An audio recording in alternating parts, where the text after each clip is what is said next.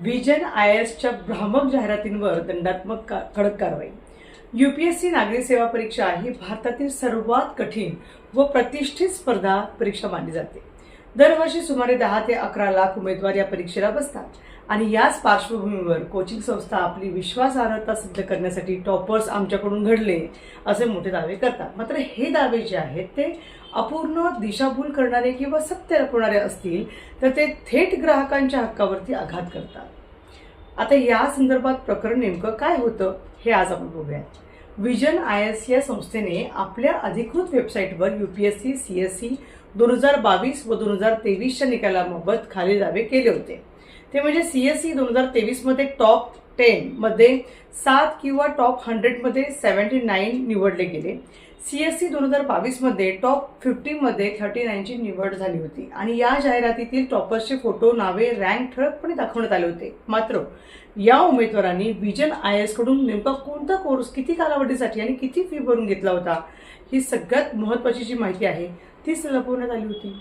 मग सीसीपीए म्हणजे central consumer protection ऑथॉरिटीची चौकशीमध्ये असं दिसून आलं की भ्रामक जाहिरात असल्याचा प्राथमिक निष्कर्ष सीसीपीएने कन्झ्युमर प्रोटेक्शन ऍक्ट 2019च्या कलम 19 अंतर्गत स्वतःहून सुमोटो चौकशी सुरू केली.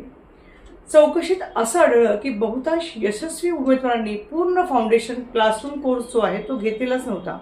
बहुतेकांनी फक्त टेस्ट सिरीज, अभ्यास टेस्ट, मॉक इंटरव्ह्यू किंवा इंटरव्ह्यू गायडन्स प्रोग्रामच फक्त घेतलेले होते. आता आकडेवारीतील गंभीर काय विसंगती आपल्याला दिसून आल्या तर सीसीपीएच्या या तपास अहवालानुसार एकूण 119 प्लस निवडींचा दावा करण्यात आला होता. प्रत्यक्षात फक्त 3 उमेदवारांनी फाउंडेशन कोर्स घेतलेला होता. उर्वरित 116 उमेदवारांचा सहभाग अल्पकालीन किंवा मर्यादित सेवांपुरताच होता. तरी जाहिरात अशी होती की सर्व यश व्हिजन आयएसच्या व्यापक प्रशिक्षणामुळे मिळाले. आता महत्वाची माहिती जाणीवपूर्वक लपवणं. सीसीपीएने ठामपणे नमूद केलं की कोर्सचा प्रकार, कोर्सचा कालावधी, भरलेली फी ही माहिती उमेदवारांकरता एक निर्णायक मटेरियल इन्फॉर्मेशन आहे आणि ही माहिती न दिल्याने कन्झ्युमर प्रोटेक्शन ऍक्ट 2019च्या कलम 228(4) अंतर्गत डेलिबरेट कन्सिलमेंट अर्थात जाणून बुजून माहिती लपवणं हे ठरतं. उमेदवारांची नावं, फोटो परवानगीशिवाय वापरणं. व्हिजन आयएस अनेक यशस्वी उमेदवारांचे एनरोलमेंट फॉर्म जे आहेत ते कन्सेंट ऑथरायझेशन सादर करू शकले नाहीत आणि त्यामुळे मिसलिडिंग ॲडव्हर्टाइजमेंट्स गाईडलाईन्स 2022 मधील क्लॉज 12C चे उल्लंघन झाले. सीसीपीएने स्पष्ट केले की परवानगीशिवाय टॉपर्सची नावं, फोटो वापरणे हे बेकायदेशीर आहे, अनैतिक आहे. आता काही लिमिटेड वेबसाईट स्पेस हा युक्तिवाद या ठिकाणी फेटाळायला आपल्याला दिसून येतो. ते काय आहे तर व्हिजन आयएसने असा युक्तिवाद केला की वेबसाईट ज्या असतात ना त्यावर मर्यादित जागा असल्यामुळे तपशील देता आला नाही. सीसीपीएने हा युक्तिवाद पूर्णपणे म्हटले की वेबसाईट हे प्रिंट जाहिरातीपेक्षा अधिक लवचिक व विस्तृत माध्यम आहे. वृत्तपत्रांमध्ये तपशील देऊन वेबसाईट न देणं म्हणजे एक जाणीवपूर्वक दिशाभूल करण्याचा प्रयत्न आहे.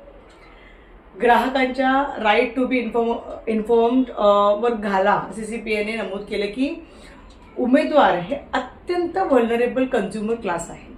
चुकीच्या जाहिरातींमुळे ते लाखो रुपये खर्च करून चुकीचे निर्णय घेऊ शकतात. म्हणूनच हा प्रकार कलम 2(9) मध्ये राईट टू बी इन्फॉर्मचा गंभीर भंग ठरतो.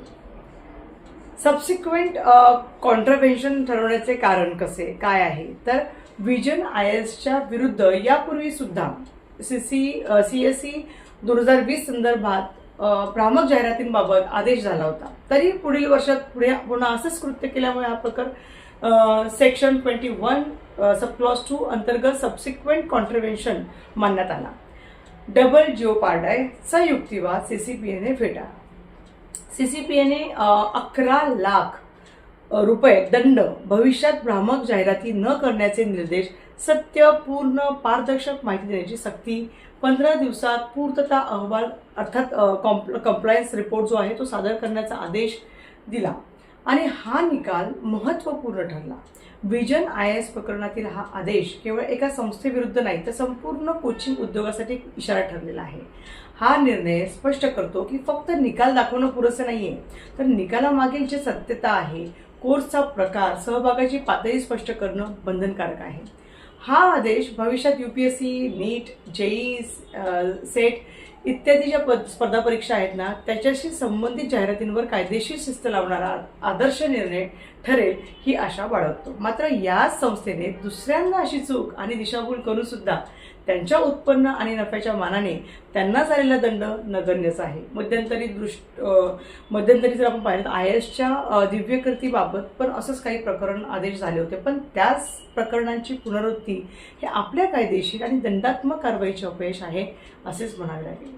कोणत्याही सरकारी नोकरीकरता उपलब्ध जागांपेक्षा कैक पटीनं उमेदवार स्पर्धा का करत असतात हे सर्वसामान्य माणसाला न कळणारे गणित आहे. सरकारी नोकरीचे काही गुणविशेष, उदाहरणार्थ शून्य ध्येय, जवळपास शून्य जबाबदारी, कारभाराची मुभा नगण्य, कारवाई होण्याची जवळपास शून्य शक्यता, हे लक्षात घेतले की या स्पर्धेची गमक लक्षात येते आणि या गुणविशेषांचे लाभ पदरात पाडून घेण्याकरता बहुसंख्य लोक जीवघेणा स्पर्धेत सामील होतात आणि मग असे स्पर्धक अशा व्यावसायिक लोकांचे आयते वक्रे किंवा ग्राहक बनतात. यात काही आश्चर्य मानण्याची गोष्ट नाही. धन्यवाद.